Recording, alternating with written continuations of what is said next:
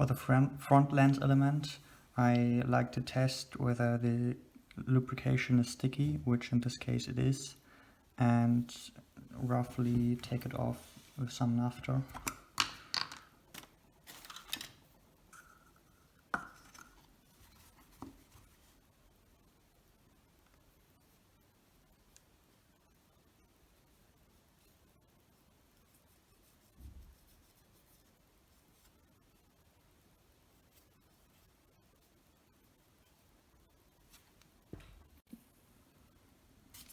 I've now managed to screw back in the front lens element in the correct position. As I already said in the very beginning, it is extremely important to be very careful when screwing this in and never use a lot of force. If it doesn't screw in, then it's probably because it's not completely flat on the thread. So now, also I know that it's the correct position because I took pictures in the beginning and it stops exactly at the same spot.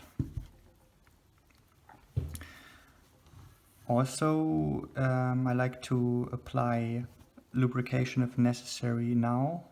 Just unscrew it until it almost removes, and then you can reach the thread and apply some lubrication there.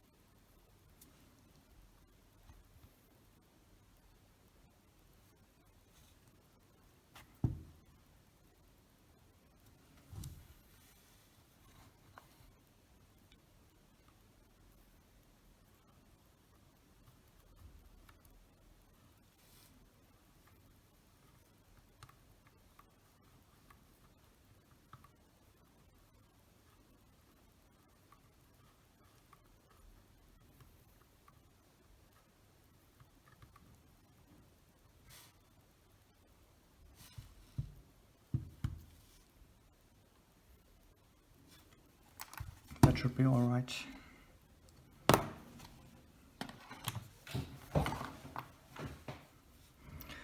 Okay, I like to screw it in so it doesn't fall out, and we'll leave it for now as is. The ring, to turn it, I can screw it on at the very end. This is a very tricky thing to screw on, so I like to do that in the end.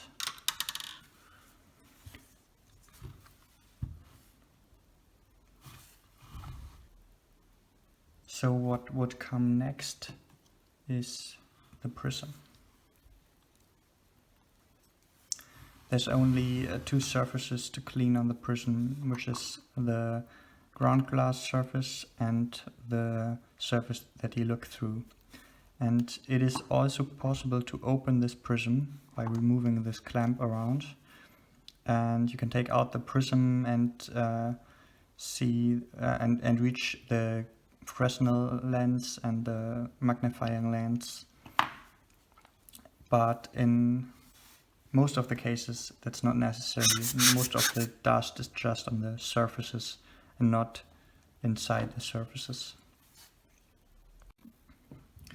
Now remember from the beginning that for each of the three screws there's individual washers underneath with varying thicknesses, and the washer needs to go back to the exact same spot. And for this camera I only had one washer. Put it back on the right side.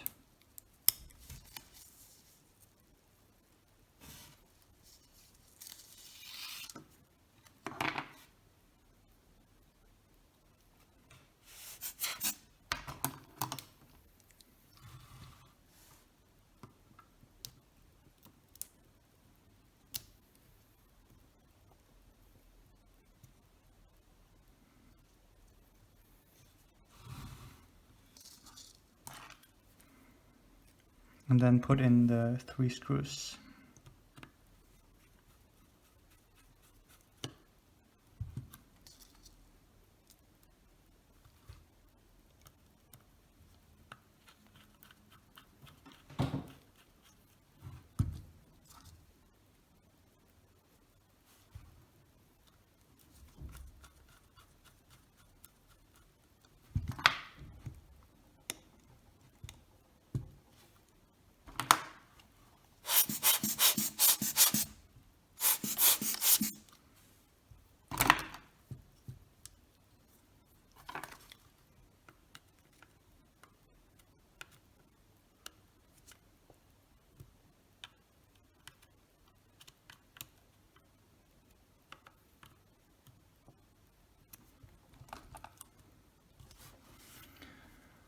Okay, now to test the view through the viewfinder, I only need one part, which is the viewing lens, and I will just screw it in now. It's still dirty, but I don't care yet.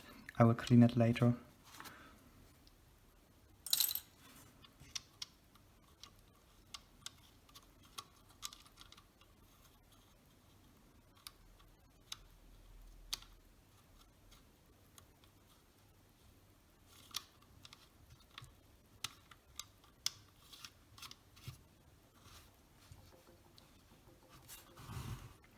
Okay, now it should be possible to see something, and I want to test that now. One thing that I almost forgot, there's a tiny screw that can be used to fix this screwing ring into place.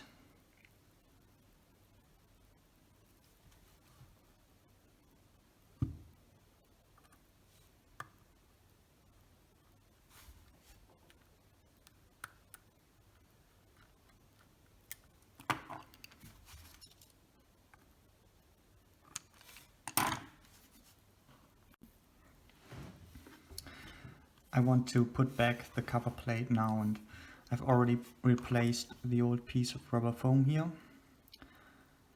I believe the purpose of this is that no dust can come through this indicator of the exposure and find its way in, because the rubber foam sits directly on the acrylic.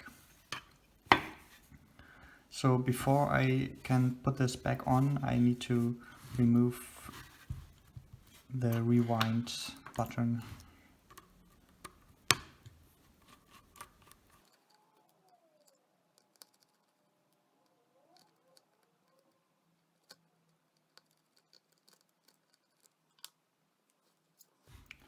I also take this opportunity now to do a final clean to this.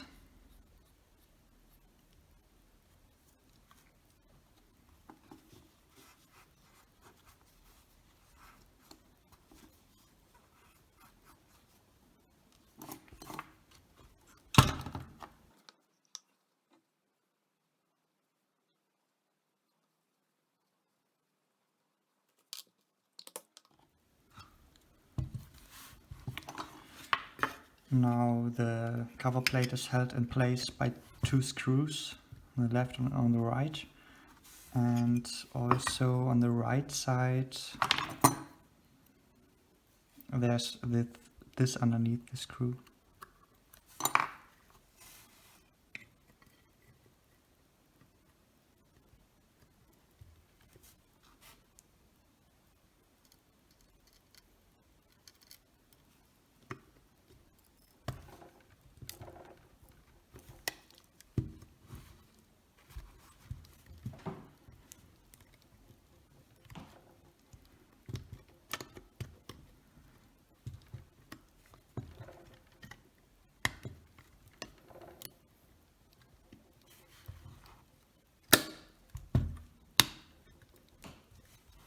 Now it's in position.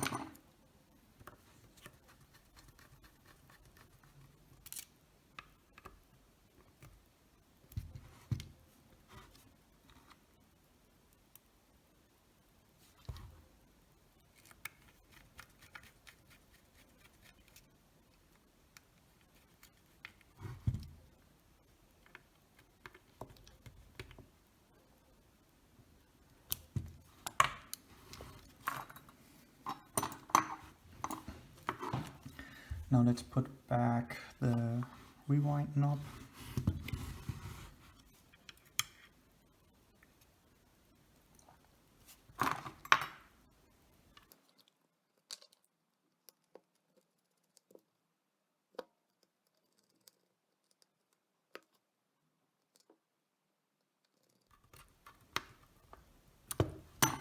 Check that it still works.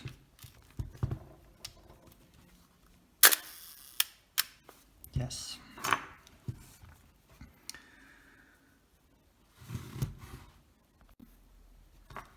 First comes the spring.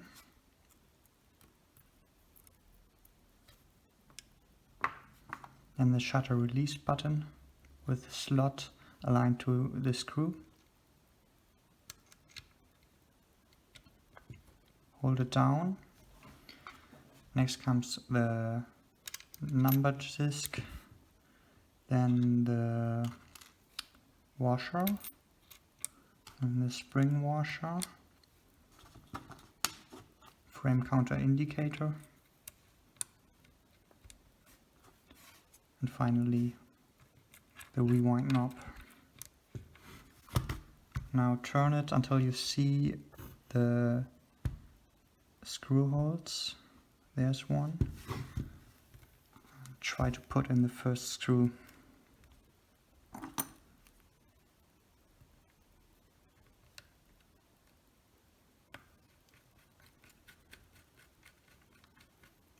And then I can relax and also put in the other two screws.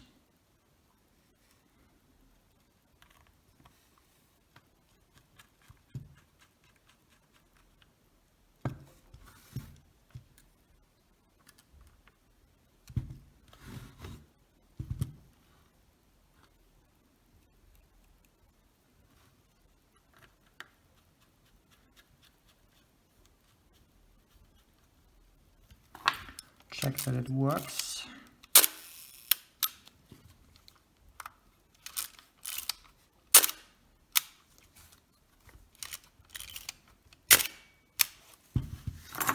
Check that the frame counter works. It's now at position 6.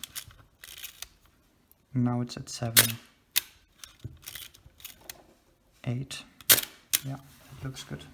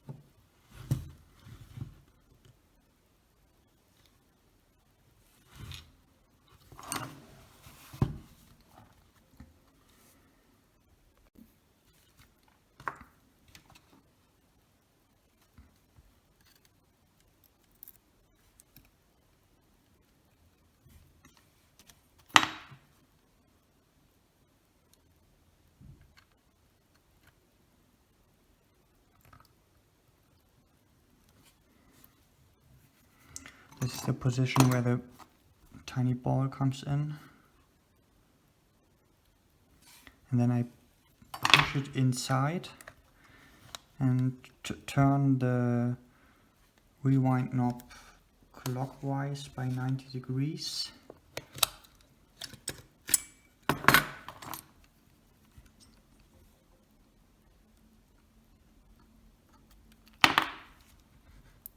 Until I see this slide where the screw can come in.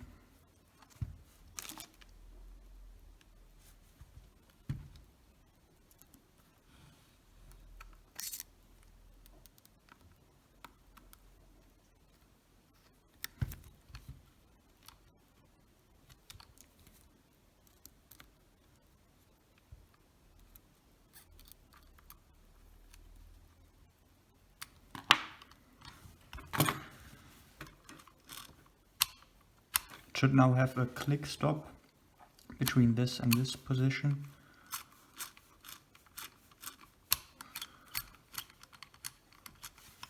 That's good.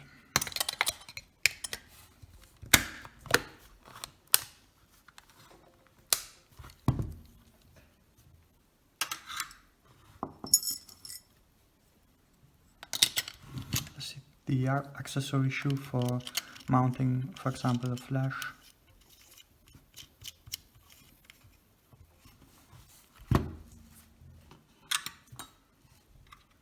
Now comes the front lens ring. Careful not to install this upside down. That would be very unfortunate. Now I need to find where those 3 screws come in onto the front lens. So you can see I made a mark here, and I believe I also have a mark on this ring, which is over here. So you can see that there's a screw here, and this screw will need to come into this hole. Let's see this hole.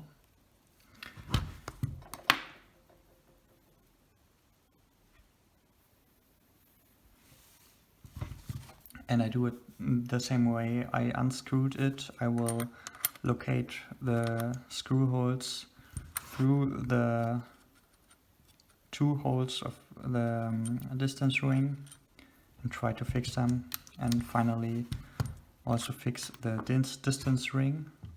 And also what's nice is you can choose whether you want to use the meter scale or the feet scale. But I of course will use the meter scale.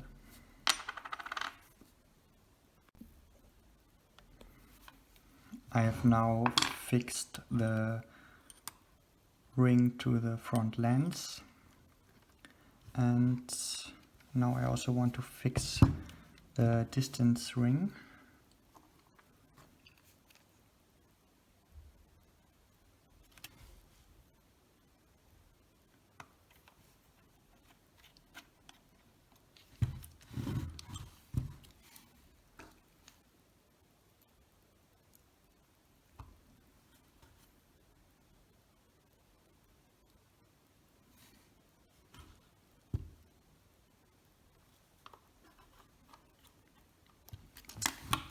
So set the lens to infinity, then set also the distance ring to infinity.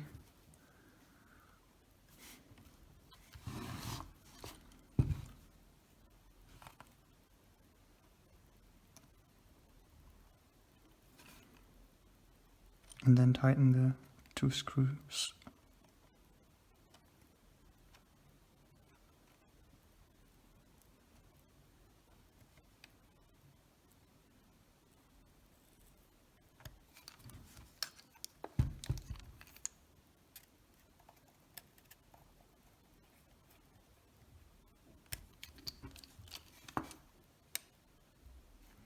almost.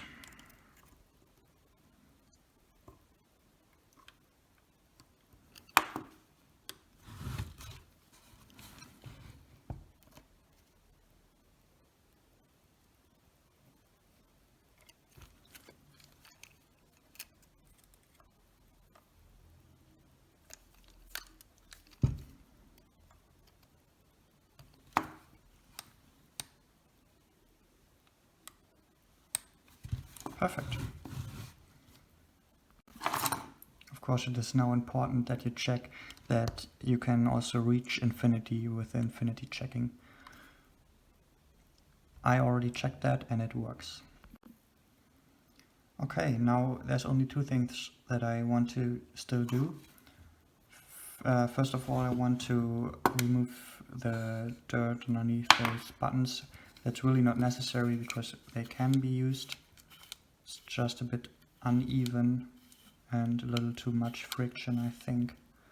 So I will do that. That's not complicated. I will unscrew these little screws and then take out those rings and clean them, and that should be good then.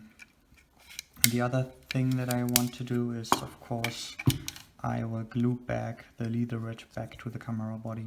That's always the last thing that I do because in case something is wrong, I really don't want to glue it back on, then remove the glue again, glue it back on. So that's the final step for me. So yeah, I think I'm done now. I also made a measurement again over the entire exposure time range. And what you see here is the deviation to the configured speed in percentage. So this was what I recorded before I serviced this camera, and this is after. As you can see, some values are a bit better, some are a bit worse. So I did not really achieve an improvement here, but that's totally okay. The values are acceptable and that should not stop anybody from using this camera. Just to keep in mind that the fastest speed is generally one stop too slow, so you can use it maybe more like a 250th of a second, but that's normal for these shutters, as long as I know. And for the other speeds I would just use it normally, and a bit of overexposure is okay.